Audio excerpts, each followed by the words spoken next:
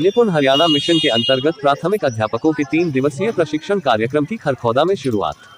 खरखौदा में शुक्रवार को खंड शिक्षा अधिकारी कार्यालय खरखौदा में निपुण हरियाणा मिशन के अंतर्गत प्राथमिक अध्यापकों के 3 दिवसीय प्रशिक्षण कार्यक्रम की शुरुआत हुई। इस कार्यक्रम में डाइट प्रिंसिपल कुलदीप दहिया एवं खंड शिक्षा अधिकारी खरखौदा रचना बाना ने मां सरस्वती के सम्मुख दीप प्रज्वलित कर कार्यक्रम का शुभारंभ किया। यह प्रशिक्षण कार्यक्रम बुनियादी साक्षरता एवं संख्या ज्ञान की प्राप्ति के उद्देश्य को पूरा करने के लिए प्राथमिक अध्यापकों को दिया जाएगा। खरखौदा खंड के पहली से 5वीं कक्षा को पढ़ाने वाले सभी अध्यापक इस प्रशिक्षण कार्यक्रम में सम्मिलित रहेंगे। अध्यापकों को यह प्रशिक्षण 40-40 के समूह में दिया जाएगा, जो 3 दिन के लिए चलेगा। यह प्रशिक्षण प्रदान करने के लिए केआरपी अपने अपने विषय की जानकारी अध्यापकों के साथ साझा करेंगे, जिनमें जिला कोऑर्डिनेटर मनोज वर्मा, खंड खरखौदा से बीआरपी हिंदी किरण दारोलिया, सुनीता डुल, मंजू सहरावत, मोनिका दहिया, उर्मिल कपिल, मुकेश व दिनेश वर्मा शामिल रहेंगे। राष्ट्रीय शिक्षा नीति साल 2020 के अंतर्गत निपुण भारत के नाम से यह प्रशिक्षण कार्यक्रम देश के सभी राज्यों में चलाया जाएगा और इसी के अंतर्गत निपुण हरियाणा के नाम से अपने प्रदेश हरियाणा में यह लगभग सभी जिलों में जारी है। जिला सोनीपत के 6 खंडों में यह प्रशिक्षण संपन्न हो चुका है और शुक्रवार को 1 अप्रैल से 7 अप्रैल तक खरखौदा में जारी रहेगा।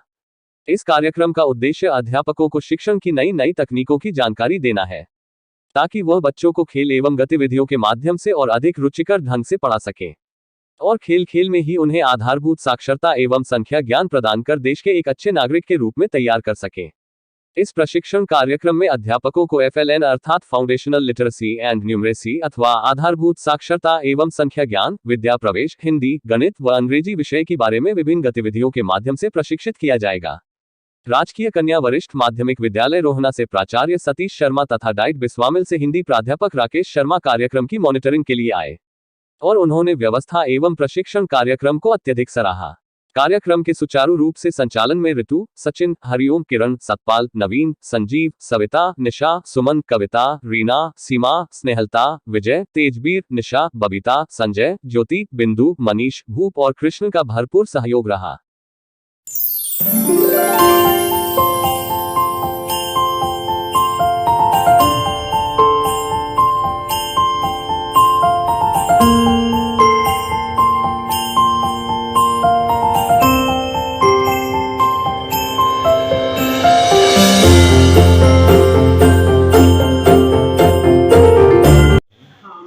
चाहूँगी कि ये पूरे हरियाणा में ही फाउंडेशनल लर्निंग एंड लिटरेसी से रिलेटेड ट्रेनिंग चली हुई है एंड ये जो हमारी नई शिक्षा नीति है, न्यू एजुकेशन पॉलिसी 2020, उसी का एक पार्ट है।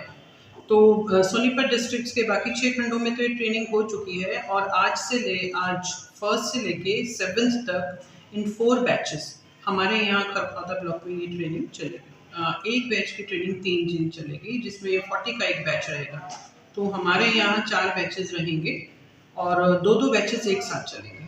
जैसे आज 2 बैचेस की ट्रेनिंग स्टार्ट होगी और इसमें जो हमारे KRPs ट्रेनिंग देने आए हैं, ये ऑलरेडी पहले से ही ट्रेनिंग किरण कितने दिन की ट्रेनिंग थी? हम 5 दिन की कुरुक्षेत्र में ये ट्रेनिंग लेके आए हैं और जो सोनीपत डिस्ट्रिक्ट के बेस्ट हमारे ये जो APRCs, BRPs, KRPs के रूप में मास्टर ट्रेनर्स के रूप में है, उनको ये ट्रेनिंग दी गई है और ये खंड वाइज, ब्लॉक वाइज अब ट्रेनिंग देके आ रहे हैं। तो इससे जो हमारे टीचर्स हैं, जो एक पुराना एजुकेशन सिस्टम था उसके अकॉर्डिंग क्लास में जाते थे, अपना एक जो रटाया उनका काम होता था वो उन्होंने बच्चों को बताया और आ गए। लेकिन इस ट्रेनिंग से जो उनको फ़ायदा आगे होने वाला है, क्योंकि जो फाउंडेशनल ईयर्स होते हैं बच्चे के, वो प्राइमरी क्लासेस में ही होते हैं और इतने जो छोटे बच्चे होते हैं उनको हम एक जो पुराना सिस्टम था उसके अकॉर्डिंग हम पढ़ाते हैं, तो वो उतना लर्निंग उनका नहीं एनहांस हो पाता।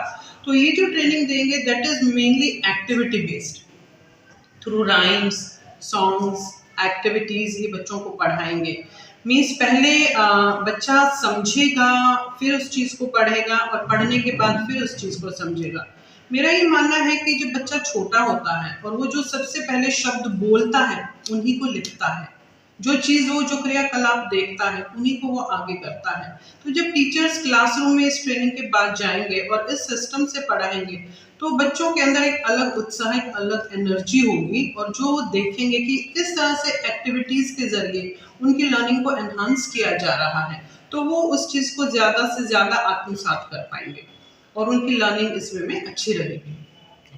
और इवन जो हमारी बिल्डिंग्स हैं, अब हमारी बिल्डिंग्स को भी बहुत सारे स्कूल्स में बिल्डिंग एज लर्निंग एड्स के रूप में यूज़ किया जा रहा है, क्योंकि जो छोटा बच्चा होता है वो ज़्यादा कलरफुल चीज़ों के प्रति अट्रैक्टेड होता है, तो बिल्डिंग्स में पेंटिंग्स बनाई गई हैं जिससे छोटे बच्चे भी देख के उनका मन करेगा कि उन्होंने डेली स्कूल में जाना है।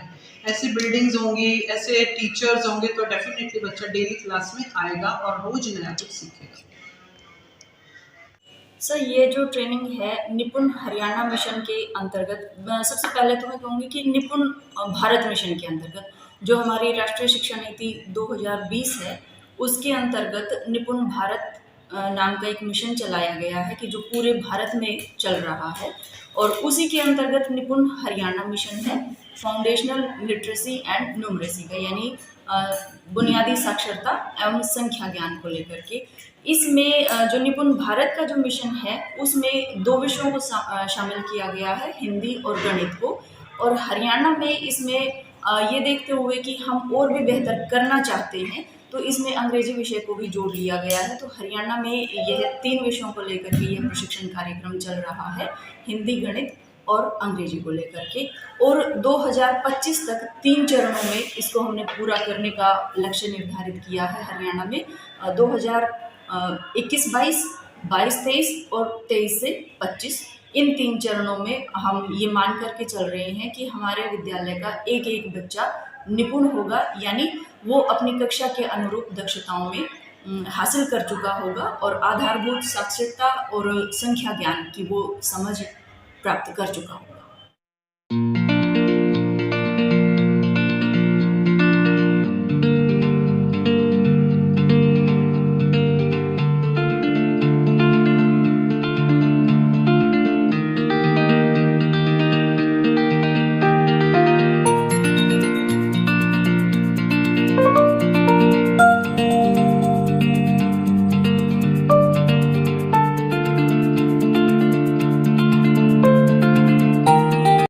The main purpose behind this topic, जो फाउंडेशनल लिटरेसी एंड न्यूमरेसी है। फर्स्ट ऑफ ऑल, आदरणीय मान सम्मान के योग्य ब्लॉक एजुकेशन ऑफिसर मैम रचना राणा जी, सभी की रिसोर्स पर्सन्स, मेरे साथी प्रिंसिपल सतीश जी और विभिन्न विद्यालयों से आए हुए सभी सम्मानित शिक्षक वृंद, सबसे पहले तो मैं उनका आभार व्यक्त करता हूँ कि उन्होंने मुझे यहाँ इस शुभ अवसर पर जो 3 डेज लॉन्ग है इस प्रोग्राम की ट्रेनिंग की, उन्होंने मुझे इनवाइट किया और इसी के उसमें मैं आपके बीच में पहुँचा हूँ। बेसिकली न्यू एजुकेशन पॉलिसी 2020 के बारे में आप सबको पता होगा। उसमें एक टॉपिक है that is very important topic. Previously इसको आप 3R, यदि आप बीएड इंटर्स कर रहे होंगे या आपने बीएड की होगी, तो एक बेसिक फोकस था रीडिंग, राइटिंग एंड अरिथमेटिक। तो रीडिंग राइटिंग को क्लब कर दिया गया है लिटरेसी से। लिटरेसी मीन्स आपका लैंग्वेज से, लैंग्वेज होगी आपकी हिंदी, इंग्लिश या आपकी जो लोकल लैंग्वेज है। लोकल लैंग्वेज जैसे हरियाणा में कहें तो हरियाणा में local language Haryanvi is not our local language. Haryanvi तो या लैंग्वेज जिसको आप कहेंगे, तो लैंग्वेज इज समथिंग जिसकी अपनी एक लिपि होती है। तो ये हमारी हरियाणवी लैंग्वेज ना होकर के ये एक बोली है। तो थर्ड लैंग्वेज, वर्नाक्युलर लैंग्वेज आ जाती है, जैसे आपकी पंजाबी हो गई, संस्कृत हो गई, आपका जो है वो कन्नड़ हो गई, आपका गुजराती हो गई। These all are vernacular language. तो 3 लैंग्वेज कॉन्सेप्ट है। Literacy means language. लैंग्वेज में आपको रीडिंग राइटिंग के साथ साथ आपको रीडिंग आनी चाहिए, आपको राइटिंग आनी चाहिए, और रीडिंग राइटिंग के साथ साथ आपको एक बेसिकली जो आपको कम्युनिकेशन स्किल है, जिसको कि हम कहते हैं भी हरियाणवी बेसिकली और drastically lack in our communication skills. हमें कहते हैं कि भी आदमी तो बहुत अच्छे हैं, लेकिन जो कम्युनिकेशन जो गैप है, जो स्किल है, जो बोलने की जो सॉफ्टनेस है, that we lack very much. तो हमारी हार्ड स्किल को हमने ड्रॉप आउट करके हमें एक तरह से सॉफ्ट बहुत ज़्यादा अपनी लैंग्वेज के प्रति होना पड़ेगा, ये चीज़ है। तो लैंग्वेज में हमारा रीडिंग राइटिंग अक्षरों की जो है वो alphabetically each and every one, ये कहा गया है न्यू एजुकेशन पॉलिसी में इस ट्रेनिंग के तहत by the end of 2025 universalisation of foundational literacy and numeracy, ये हमारा टारगेट है to achieve by 2025 fundamental literacy and numeracy, यानी कि सभी बच्चे जो है वो at the age of 11 years age वो रीडिंग राइटिंग और अरिथमेटिक में क्या होगा, आपका नंबर्स है, नंबर्स को आइडेंटिफाई करना, नंबर्स को पहाड़े गिनती वगैरह जो है वो तो बोलना, एज वेल एज उनके साथ साथ उनके एडिशन, सब्ट्रैक्शन, मल्टीप्लिकेशन, डिवीजन, ये चीज़ें भाषा के साथ साथ उनको by the age of 11 years of age या by the end of the year 2025 वर्ष तक हम ये यूनिवर्सलाइजेशन ऑफ मतलब रीडिंग राइटिंग एंड अरिथमेटिक को हमने अचीव ये कर लिया है।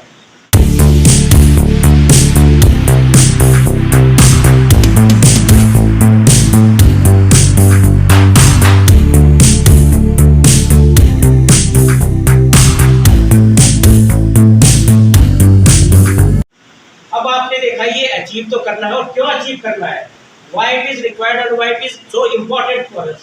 इम्पोर्टेंट क्यों है, पढ़ना लिखना क्यों अपने बच्चों को पढ़ा रहे हो आप, क्यों अपने बच्चों को कहते हो कि he or she should be strong at mathematics, क्यों आपके स्टूडेंट्स के प्रति आपकी आस होती है कि कम से कम उनको एक नींव मजबूत करने के लिए आगे वो ड्रॉप आउट ना रह जाए, अगली क्लास में प्राइमरी तक तो वो जो है वो उसकी नींव ढीली रह गई, मतलब रीडिंग राइटिंग और अरिथमेटिक में उसका बेस वीक रह गया, फाउंडेशन वीक रह गया, तो आगे कैसे चल पाएगा। तो इसलिए फोकस किया गया है कि in the initial stage, in the foundational stage as well as in the preparatory stage, primary stage तक at the age of 11 years उसका जो नींव है इन द फॉर्म ऑफ भाषा का ज्ञान, उसमें बोलना, लिखना और पढ़ना, और जो वो मतलब उसको लिखना, reading writing as well as speaking as well as उसमें अरिथमेटिक में जो है वो बेसिकली काउंटिंग वगैरह जो है उसको ये बेसिकली प्रॉपर आनी चाहिए, ताकि आगे जाके वो ड्रॉप आउट ना रहे। ड्रॉप आउट रह गया तो क्या होगा, बेसिकली उसकी नींव मजबूत नहीं रही तो कंट्री कैसे प्रोग्रेस करेगी। एक है फंडामेंटल चीज मैं आपको यहीं की देता हूँ, why Kharkhoda is becoming so important these days. पहले मारुति गुड़गांव से एसोसिएट की जाती थी, दूसरे गुड़गांव ने इतना राइज कर लिया है, अब वही पैटर्न आपका खरखोदा में मतलब वही इशू आ गया है।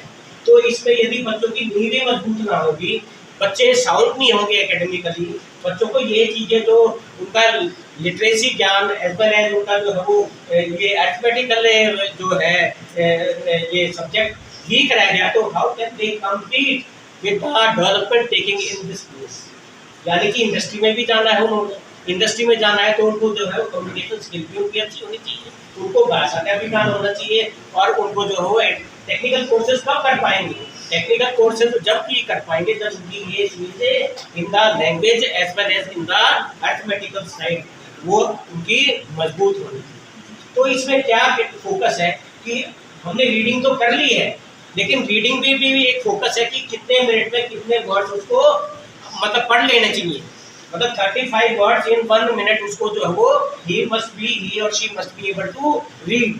और रीडिंग के साथ साथ रीडिंग तो कर ली है, आज भी ये अभाव है हमारे और आप में भी ये अभाव है, माइंड यू।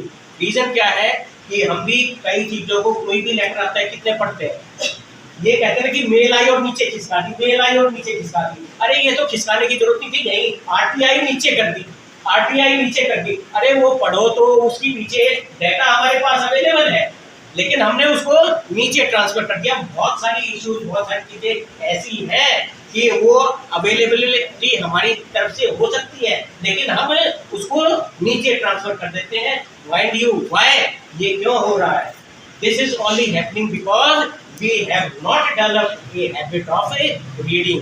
रीडिंग हैबिट हमने शुरू में ही अपने बच्चों को कर दी, तो लिथार्जीनेस और लेजीनेस और जो केयरलेसनेस है टुवर्ड्स रीडिंग ये अपने आप ही खत्म हो जाएगी, और बच्चे जो आगे बढ़ेंगे वो हम और आप जैसे ना बन करके हमारे से भी जो वो अच्छे बनेंगे। मतलब अननेसेसरी हैरेसमेंट और अननेसेसरी बर्डन जो होता है जो हम क्रिएट करते हैं वो इस तरह से यदि इन मतलब सब्जेक्ट्स पे भाषा पे और अर्थमेटिक पे फोकस किया गया तो वो चीज़ नहीं है। तो मेन टू से रीडिंग कर ली तो आप चाहे आईएएस देख लीजिए, चाहे एसएससी के एग्जाम देख लीजिए, चाहे ये एचसीएस के एग्जाम देख लीजिए। इंग्लिश का यदि पेपर है तो प्राइमरी स्टेज में भी रीडिंग पैसेज आएगा और उसके बेस पे कंप्रीहेंशन आएगा, मतलब उसके बेस पे क्वेश्चन आएगा। मतलब रीडिंग तो कर ली लेकिन उसको कंप्रीहेंड कितना किया, टेक्स्ट को आपने अंडरस्टैंड कितना किया, that is the main important point. तो इसमें ये है कि शुरू से ही बच्चों को पैसेज देंगे रीडिंग के लिए, उसके बेस पे जो वो क्वेश्चंस होंगे तो वो इस क्वेश्चंस क्यों होते हैं, एनालाइज करना या एसेस करना बच्चों को, this is very very important. तो ये चीज़ आगे जाके बच्चों के लिए मतलब जब वो अपनी नौकरी प्राप्त करेंगे या मतलब उनके ऊपर कोई जिम्मेवारी पड़ेगी तो रीडिंग हैबिट उनकी डेवलप होगी, तो एक अच्छा जो है वो मतलब प्रोफेशन वाइज जो है वो या एक सिस्टम जो है कार्य प्रणाली जो है उसमें हमारा बहुत हद तक सुधार होगा। अब कहते तो है कि भाई चलो ये चीज़ें मतलब बेसिकली रीडिंग का मतलब लैंग्वेज पे command as well as arithmetic पे कमांड और न्यू एजुकेशन पॉलिसी भी कहती है सीसीपी पे फोकस करती है। कंप्रीहेंड यानी क्वेश्चंस किस टाइप के होंगे, अरिथमेटिकल क्वेश्चंस और कंप्रीहेंशन में यानी कि मतलब जो आपका लैंग्वेज पे क्वेश्चंस किस टाइप के होंगे, they should be based on CCT. बताना करवाना है मैडम सीसीटी क्या होता है या ये बता देंगे।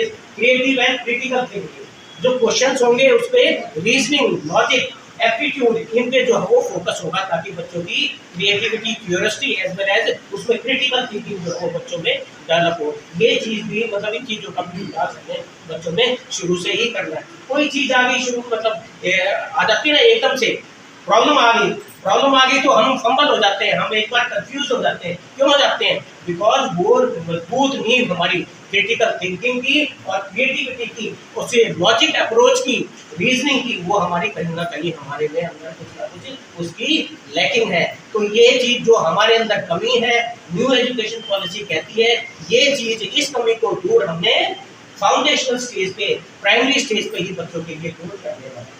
अब पढ़ तो लेना है, बड़ा आसान है, कर लिया भाई, पर कैसे करोगे? उसके लिए इंफ्रास्ट्रक्चर भी चाहिए, इंफ्रास्ट्रक्चर होना चाहिए, लेकिन मुझे टीचर्स की कमी है वो भी पूरी करनी चाहिए। ये थोड़ी अपने आप ही भाषा का ज्ञान है, अपने आप ही 3R कॉन्सेप्ट, ये रीडिंग राइटिंग अरिथमेटिक अपने आप ही आ जाएगा। इसके लिए बेसिकली टीचर्स भी अवेलेबल होने चाहिए।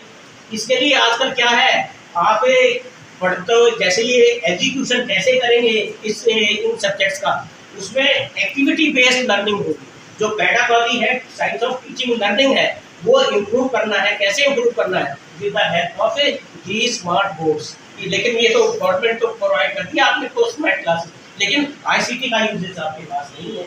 दीक्षा पे सब कुछ आपका digital information for knowledge sharing, वो कंटेंट तो आपके पास प्राइमरी स्टेज तक अवेलेबल है, लेकिन कितनों को वो दीक्षा ऐप डाउनलोड करना आता है या कितने उसको यूज करना जानते हैं, वो भी आपको नहीं आता। तो फिर उस चीज का फायदा क्या है? मतलब यू शुड और a teacher should be active in using और इन हैंडलिंग दिस आईसीटी मतलब टेक्नोलॉजी एज वेल एज वो दीक्षा ऐप के जो आपका कंटेंट है वो ये सब as well as toy based learning और आपका एक्टिविटी बेस्ड लर्निंग, जो कि आज मतलब ये मतलब जो कि सोशल आपको बताएंगे। अब टीचर भी नहीं है, आपको यहाँ क्यों बैठाया गया है? आपने पता है क्यों बैठाया गया है? पहले तो सोचते थे आपकी भी हमें मतलब बेंचेस होते थे या चेयर्स होती थी, लेकिन वाई मैट्स बिछे हुए हैं और अब मैट पे आज के इतनी ट्रेनिंग कर ली है हमने, लेकिन आज तक तो मैट पे हमें बैठने के लिए किसी ने कहा भी नहीं था। न्यू एजुकेशन पॉलिसी ये कहती है कि peer to peer group learning, जब बच्चे के साथ आप इन्वॉल्वमेंट शो करोगे तो वो ऐसे बैठ करके एक्टिविटी बेस्ड या बच्चों को एकदम से उनकी अंडरस्टैंडिंग या उनकी लर्निंग तभी इम्प्रूव होगी जब पीयर ग्रुप लर्निंग होगी। मेन फोकस जो एजुकेशन पॉलिसी करती है कि नीचे बैठ करके एक कमरा आपके पास स्कूल में ऐसा भी होना चाहिए जहाँ एक्टिविटी होनी चाहिए, जहाँ टॉय बेस्ड या आर्ट इंटीग्रेटेड अप्रोच होनी चाहिए, या टेक्नोलॉजी बेस्ड कमरा होना चाहिए, वहाँ ले जाए और यहाँ बैठ करके बच्चों को पीयर ग्रुप में डालेंगे। ज़्यादा से ज़्यादा मतलब जो चीज़ 4 घंटे में हो सकती है with the use of these activities, technology और टॉय बेस्ड लर्निंग या आपका आर्ट इंटीग्रेटेड अप्रोच से आप बच्चों को जल्दी ज़्यादा से ज़्यादा, एक तो 4 घंटे में समझ में आनी चाहिए, लेकिन इनको यूज करने से आप बच्चों को मतलब 2 घंटे में या 1 घंटे में समझाने में समर्थ हो जाते हैं। एक होता है टीचर भी नहीं है, माइंड यू सीसीएल पे गए हुए हैं टीचर, या टीचर की स्कूल में कमी है। न्यू एजुकेशन पॉलिसी ये भी फोकस करती है लिटरेसी एंड न्यूमरेसी का एक सब्स्टिट्यूट, यदि टीचर की कमी भी रहती है। आप गांव में पढ़ाते हैं, गांव में आपने वॉलंटियर्स तैयार करने हैं, यू हैव टू क्रिएट और यू हैव टू मतलब डेवलप सर्टेन वॉलंटियर्स जो 60 ईयर्स के होंगे या रिटायर्ड टीचर्स होंगे, कि यदि मैं स्कूल में नहीं जाता हूँ या किसी कारण एब्सेंट रहते हैं या किसी स्कूल में वैकेंसी एग्जिस्ट करती है, तो हेड ऑफ द इंस्टीट्यूट या टीचर की भी रिस्पॉन्सिबिलिटी है कि आगे मैंने सीसीएल पे जाना है या आगे मेरी ये मेडिकल प्रॉब्लम है, मुझे छुट्टी पे जाना है, लॉन्ग लीव पे जाना है, तो उसका स्टॉप कैप अरेंजमेंट 6, 7, 8, 10 टीचर्स आप वॉलंटियर्स की फॉर्म में, चाहे वो मतलब कम्युनिटी से इन्वॉल्व करके उनको आपने ऐसे डेवलप करना है कि आपने उनकी चाहे क्लासेस देनी पड़े या उनको बुलाना पड़े, उनको ट्रेन करना चाहिए सिलेबस के बारे में, ताकि एक अरेंजमेंट, एक सब्स्टिट्यूट आपके पास टीचर का अवेलेबल हो। रीडिंग के लिए क्या चाहिए? कोविड टाइम में की रीडिंग के लिए क्या चाहिए होता है? रीडिंग के लिए क्या चाहिए होता है? रीडिंग बच्चों की किस तरह से आप सबसे अच्छी तरह से डेवलप कर सकते हो? Any one of you? What should you have in the school to achieve the target of reading? Library is the foremost important component जो कि आप बच्चों में रीडिंग हैबिट डेवलप करवा सकते हो। तो रीडिंग तो कर रहे हैं, लेकिन लाइब्रेरी अवेलेबल नहीं है। तो ये न्यू एजुकेशन पॉलिसी ये भी सजेस्ट करती है लिटरेसी या न्यूमरेसी आपको यदि बच्चों में डेवलप करनी है या उनकी नींव मजबूत करनी है सब्जेक्ट्स में, तो लाइब्रेरी का होना मस्ट है। और लाइब्रेरी भी कैसी हो, उसमें मैनुअल टेक्स्ट बुक तो हो, लेकिन ई लाइब्रेरी एस्टेब्लिश्ड हो कि वो understanding what do you mean by E library. Computer है, उसमें एक डिजिटल कंटेंट है, जैसे आपका मैंने दीक्षा है कि आपका जो है सारा को सारा प्राइमरी का सिलेबस एक्टिविटी बेस्ड वो कंटेंट अवेलेबल है, ऐसे ही बहुत सारे कंप्यूटर्स होंगे डिजिटलाइज फॉर्म में, वहाँ पे मतलब डिफरेंट सेट ऑफ मतलब कंटेंट अवेलेबल होगा। तो manually as well as a digital content एक ऐसी library not only in the school but की कम्युनिटी में भी लाइब्रेरी की एस्टेब्लिशमेंट होगी, ताकि बच्चा एक लेवल तक ही नहीं आउट ऑफ स्कूल भी वो रहेगा और कोई भी कम्युनिटी का मेंबर, सोसाइटी का मेंबर उनको यूज करेगा टू डेवलप ये जो है रीडिंग हैबिट, ये चीज भी इस पर फोकस किया है। ये तो फोकस कर दिया, ठीक बात है, कोई बात नहीं, बड़ी बहुत अच्छी बात है। लेकिन बच्चे की हेल्थ प्रॉब्लम भी आती है। आप सोच रहे हो बच्चों को जो है वो रीडिंग राइटिंग को मैंने साउंड करनी है, मेरी क्लास में 50 बच्चे हैं, 50 बच्चे में तो 10 बच्चे रेगुलरली एब्सेंट रहते हैं। क्यों एब्सेंट रहते हैं? भाई डॉक्टर को बुला रहे हैं, हेल्थ चेकअप है, हेल्थ इश्यूज है, किसी को कोई प्रॉब्लम है, किसी को कोई प्रॉब्लम है। तो हेल्थ चेकअप ड्रॉप आउट्स को मिनिमाइज करने के लिए और 100% बच्चों को एनरोलमेंट उनकी सुनिश्चित करने के लिए और 100% उनकी रीडिंग राइटिंग और मैथमेटिक्स स्किल को अचीव करने के लिए, तो 100 बच्चे हैं तो 100 के 100 में की हेल्थ भी ठीक होनी चाहिए। तो हेल्थ इश्यू पे भी basically new education policy in order to achieve this foundation वो that is very very important. तो डॉक्टर्स को मैं ये भी कहता हूँ नेक्स्ट ईयर से या इस सेशन से आप रेगुलरली डॉक्टर्स के टच में रहिएगा, डॉक्टर्स को बुलाइएगा और बच्चों के हेल्थ चेकअप जैसे पहले होता था 10-15 साल पहले, जब भी मतलब and of the year, and of the session हम लाइव स्कूल में पढ़ते थे, तो हमें पता है कि 2 बार छुट्टियों में जाने, before summer vacation and before winter vacation 2 बार हमारा मेडिकल चेकअप जरूर होता था। तो उसी तरह से आप भी सुनिश्चित करें कि बच्चों का हेल्थ वाइज चेकअप जरूर होना चाहिए। और हेल्थ से क्या होगा, बच्चों को मिड डे मील मिलता है तो किस तरह का मिड डे मील मिलना चाहिए बच्चों को, किस तरह का सप्लीमेंट प्रोवाइड होना चाहिए बच्चों को। अरे पहले उनकी हेल्थ का चेकअप हो, कितनों को एनीमिया है, कितनों के बोन वीक है, कितनों को मतलब बेसिक प्रॉब्लम है, ग्रोथ की मतलब कोई प्रॉब्लम है कितने बच्चों को, तो वो चीज़ें आपने मेडिकल से उनकी मतलब आइडेंटिफाई कर ली प्रॉब्लम्स बच्चों की क्या है। तो on the basis sources of health, mid day meal का सप्लीमेंट या मिड डे मील भी उस तरह से बच्चों को प्रोवाइड करना, ये भी आपने सुनिश्चित करना है। तो ये टीचर्स भी होने चाहिए, उनके लिए क्या करना चाहिए, लाइब्रेरी होनी चाहिए, उनके लिए क्या करना चाहिए, स्मार्ट क्लासेस होनी चाहिए, उनके लिए क्या करना चाहिए, टीचर्स नहीं है उनके लिए क्या करना चाहिए। ये सभी इश्यूज यदि आपने अपना टारगेट को अचीव करना है, इन सब चीज़ों को, ये these are the various sectors, इनको आप मतलब इनका होना आपके लिए ज़रूरी है, तभी आप मतलब अल्टीमेटली ये टारगेट अचीव आप कर पाएंगे। तो दिस इज ऑल है जो आपका जो इसमें बताएंगे, लेकिन इस चीज़ को एग्जीक्यूट कैसे करना है, इस चीज़ के लिए मतलब बच्चों को कैसे आपने पेडागॉजी स्ट्रॉन्ग करनी है, ताकि बच्चों की अंडरस्टैंडिंग ज़्यादा से ज़्यादा बढ़े या फाउंडेशन बच्चों का ज़्यादा से ज़्यादा स्ट्रॉन्ग हो सके, वो ये यही चीज़ आपको बताएंगे। तो ज़्यादा बोल गया हूँ, लेकिन मैं ये जरूर कहता हूँ कि this Kathmada is the Switzerland of Haryana. यहाँ पे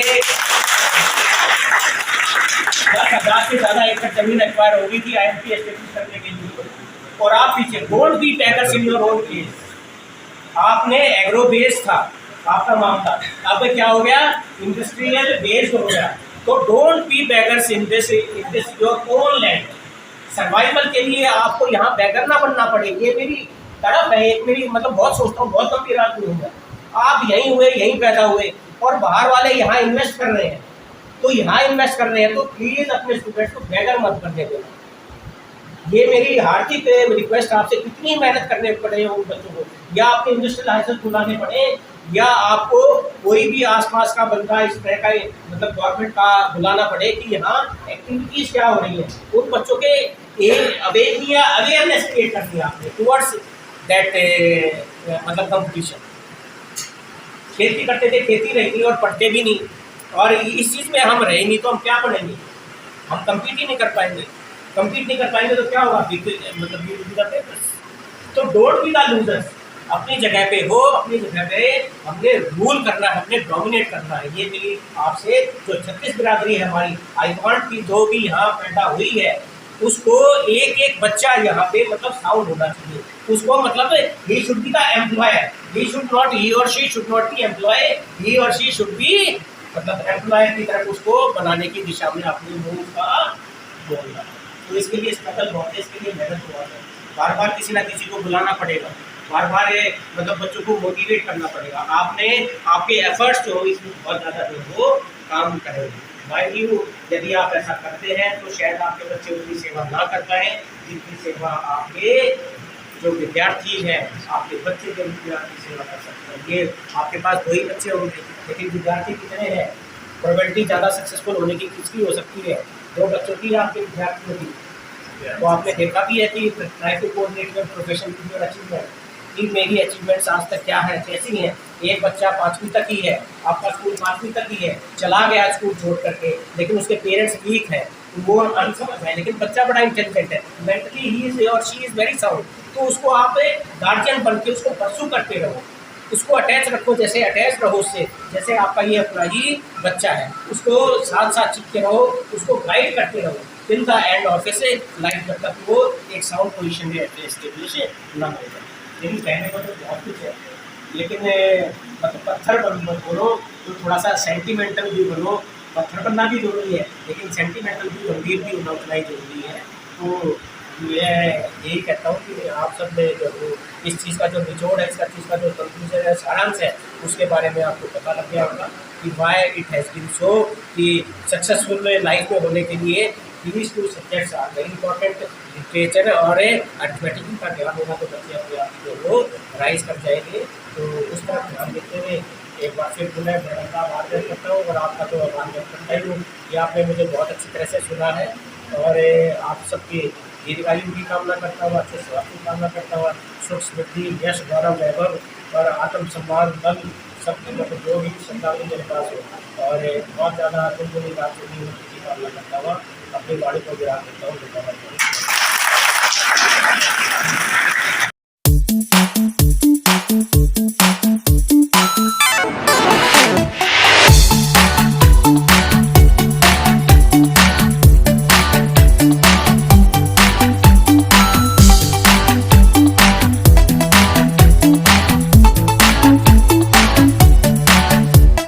लाइक, शेयर, सब्सक्राइब जरूर करें हमारे न्यूज चैनल हरियाणा लाइव 24 को।